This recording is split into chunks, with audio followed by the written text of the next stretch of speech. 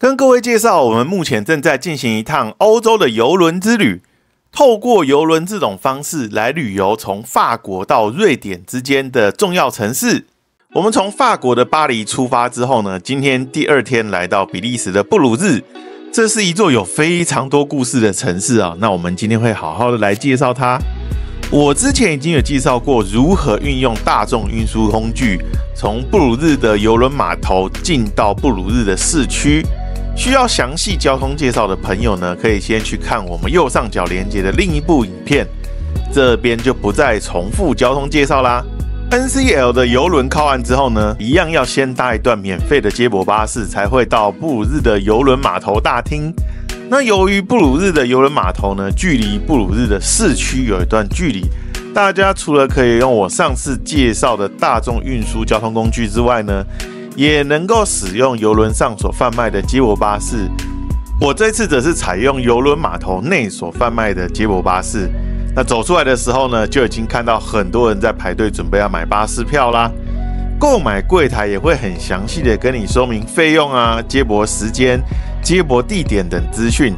當然這些都是用英文溝通啦，英文如果不好的話呢，翻譯軟體就要記得準備好啦。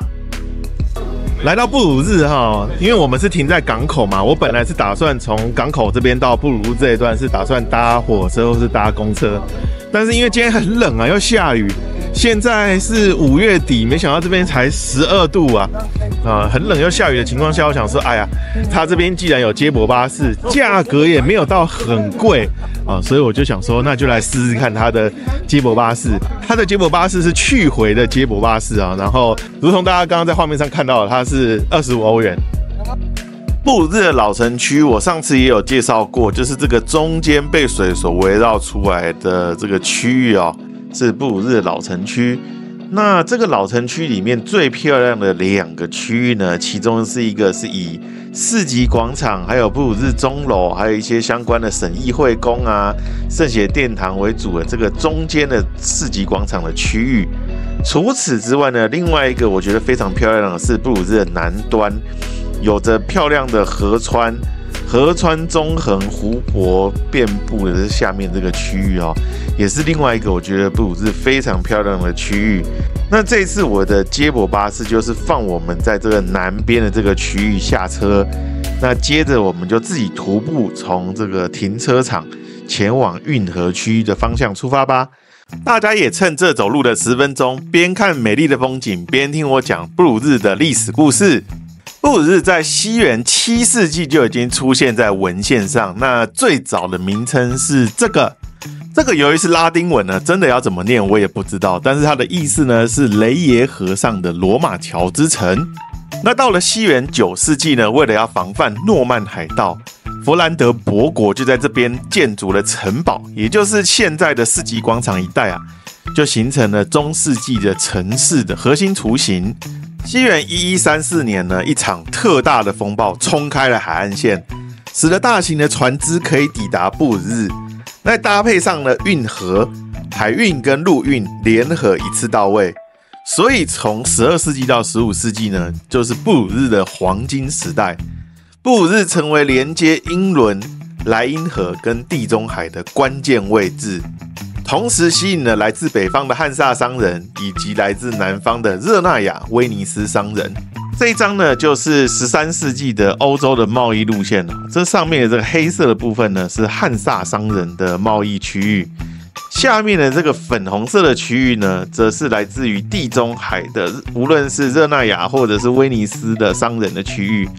那他們2個的中間交匯處，就是我們的布魯日。你看它黑色到這邊過來，然後下面的這個地中海的商人也從這邊過來。布魯日除了這2個商人之外呢，它還有中間的這個虛線。這個虛線就是從歐洲的內陸，無論是從科隆或是法蘭克福過來的商人，也會從這個歐洲的內陸來到布魯日這邊。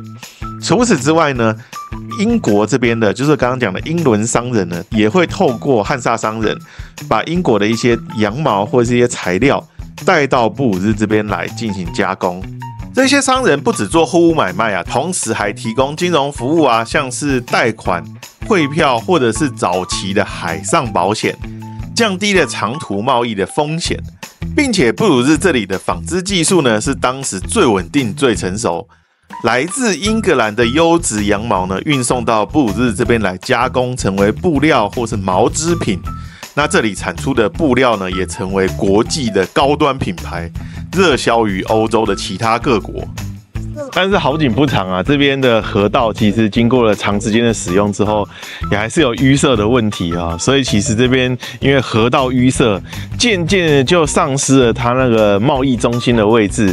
但是因為它這邊的古城區保存得非常良好，所以這邊有很多中世紀的歷史建築保存至今。然後所以它現在這個古城區呢，也成為了世界文化遺產。我現在帶大家看到的這個也是這邊的比較原始的樣貌，這邊的河流交錯縱橫，然後無論你是走陸運、走海運、走河川、走運河，總之這邊很快的就成為一個商業的交匯中心啊，然後也發展成一個商業城市。那它在1309年的時候，其實就成立了證券交易所，非常早之前。威尼斯的證券交易所成立在1314年，據說也是從這邊學回去成立的。由於港口的淤塞與經濟的沒落呢，布魯日錯過了近代化的大改造，因此中世紀的街道與建築呢得以完整的保留下來。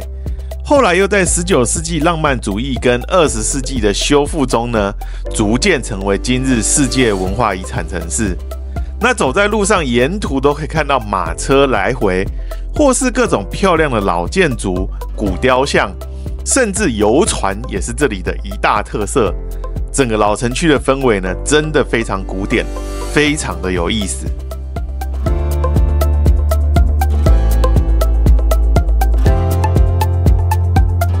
各位觀眾，在我身後的呢，就是布魯日的聖母教堂。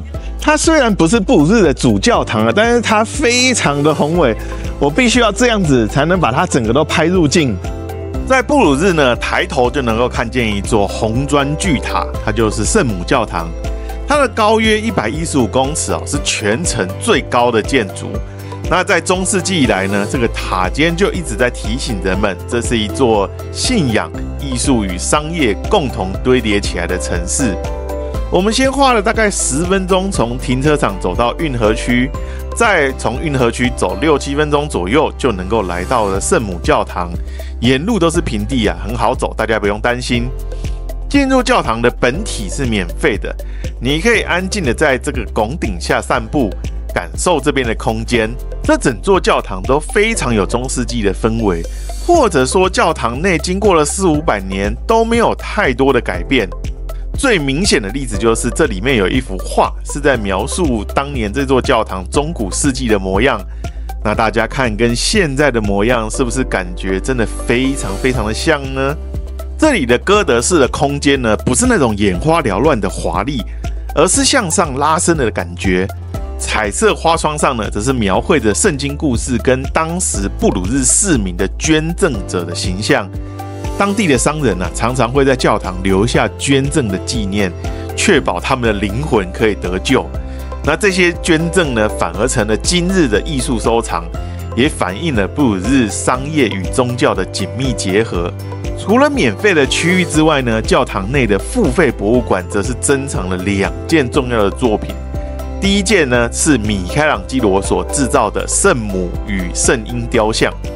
這座作品原本不是這裡創作，畢竟是米開朗基羅做的嘛，意大利做的，卻輾轉被布魯日商人購得，並且2度在戰亂中被掠奪走，但是又失而復得。本來今天是一個下雨又濕又冷的天氣啊，但是我現在坐在米開朗基羅的雕像的前面，就是我的正前方是米開朗基羅的雕像。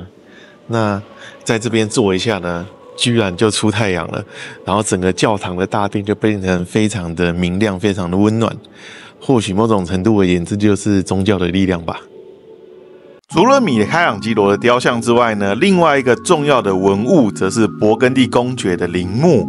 是的，陵墓直接在教堂內。那這2座銅墓呢，分別屬於大膽查理跟他的女兒瑪麗勃艮第。那這故事講起來會很長，我簡單的說，就是瑪麗她比較早就過世了，讓哈布斯堡家族接手了低地國，也就是比利時、荷蘭、盧森堡這邊。那這個變化呢，改變了布魯日的命運，商業跟政治中心就漸漸的被移走，城市沉睡，但也因此留住了中世紀的外貌。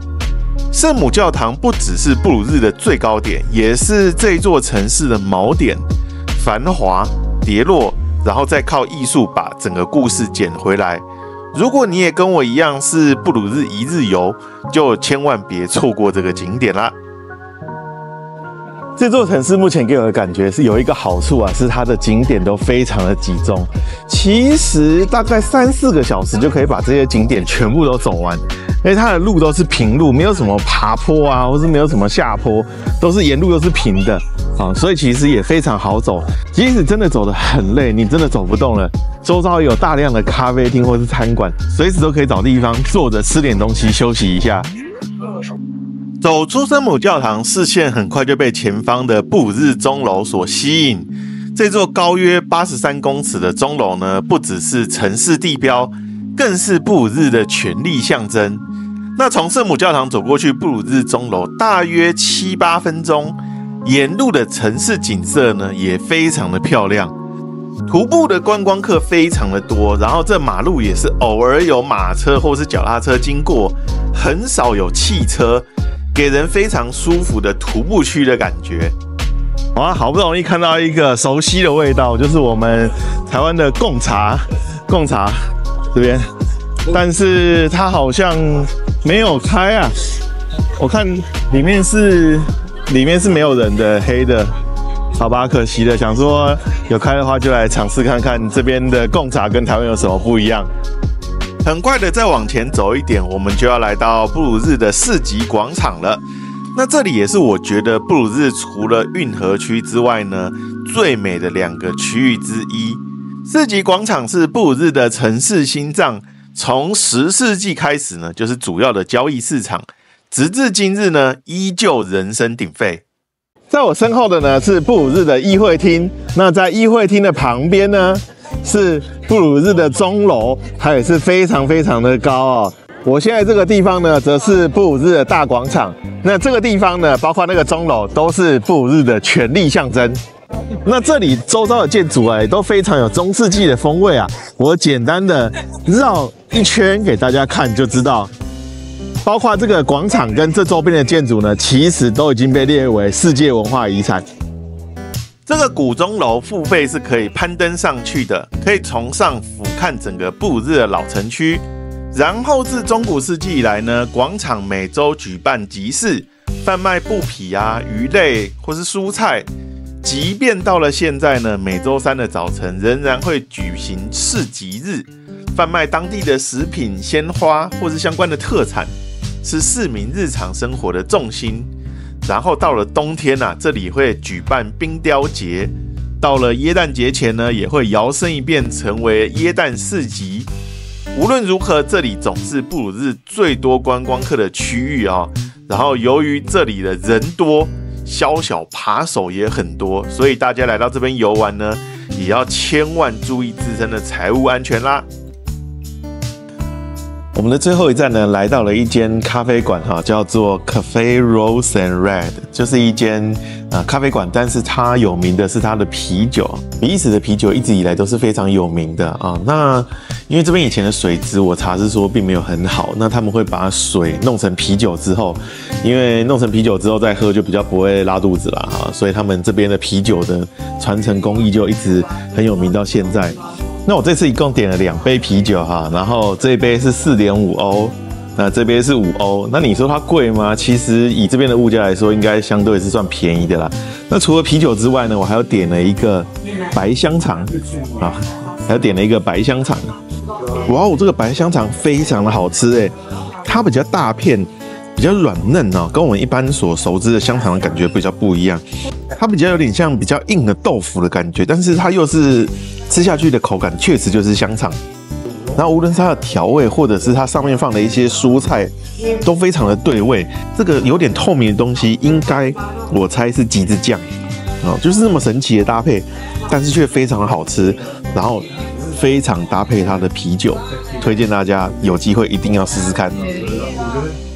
那我們這期的節目就到這邊，就差不多告一個段落啦。那接下來我會繼續搭乘郵輪走訪西歐跟北歐的各大知名城市，也歡迎大家一起跟着我的鏡頭一起去看看這些城市長怎麼樣哦。那我們下一期影片見，拜拜。